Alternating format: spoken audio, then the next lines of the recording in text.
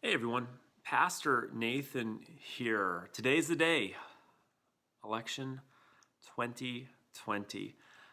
If you're able to vote and you're legal to vote and you're in the United States of America and you haven't yet voted yet, my encouragement to you is please go vote. It's a big part of the privilege of living in the United States of America, and it's part of our responsibility as citizens is to exercise that right and that privilege. So if you haven't, go vote. Second thing is this: election day, at least since I've been voting, has been a source of anxiety, more or less, for the last, the first election I voted in was in 2004. So not that long ago necessarily, but getting longer all the time.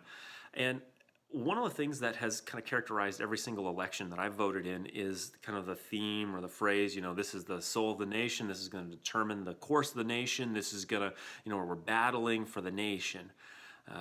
News pundits will put, it doesn't matter what side of the aisle you're on.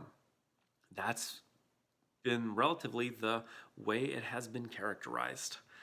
And for the follower of Jesus Christ, and for anyone, but the follower of Jesus, this can produce a lot of anxiety. We might think, well, what will happen to us if the wrong person gets elected? What will happen to us if these things take place? What happens if whoever gets voted out and another person gets voted in? Or if that person stays in power and we don't get the guy we want in there? The world would say that that's a problem. And as followers of Christ, we can recognize on one level that, maybe that is a challenge. But on the other level, we are the same people whose God reigns over history. And no matter who gets put in office, no matter what happens today, that remains the same. We've been praying through the Psalms, if you've been following along with me, since we stopped the Red Letter Challenge. And before the Red Letter Challenge, we've been praying through the Psalms.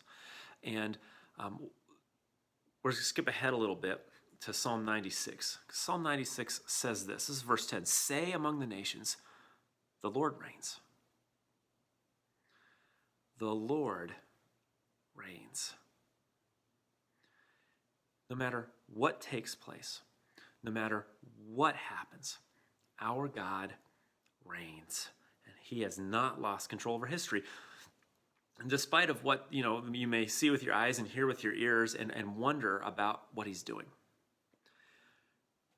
Because the Lord reigns, however, no matter what takes place, no matter what happens today or next week or whoever gets put into office, our responsibility, what we can do in response to our God's reigning in the world, is what Psalm 96:1 says.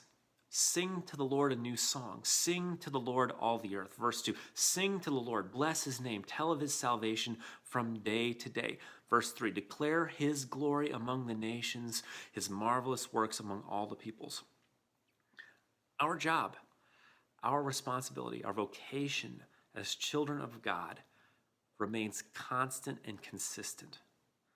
No matter the ruler, no matter who's in authority, no matter who's in power in a nation. Our job is to talk about our God because ultimately salvation belongs to him. Eternal salvation belongs to him, and security, peace, rest, everything that we would want in this life, they all belong to him ultimately. True peace, true rest, true hope, true salvation, they're his. And so as we exercise our responsibility today, as we wait to see kind of where the course of the nation goes over the next few years, we can watch and rest confident that our God reigns and that whatever comes, we get the awesome privilege of telling people about him as we follow his son Jesus and whatever future he has for us.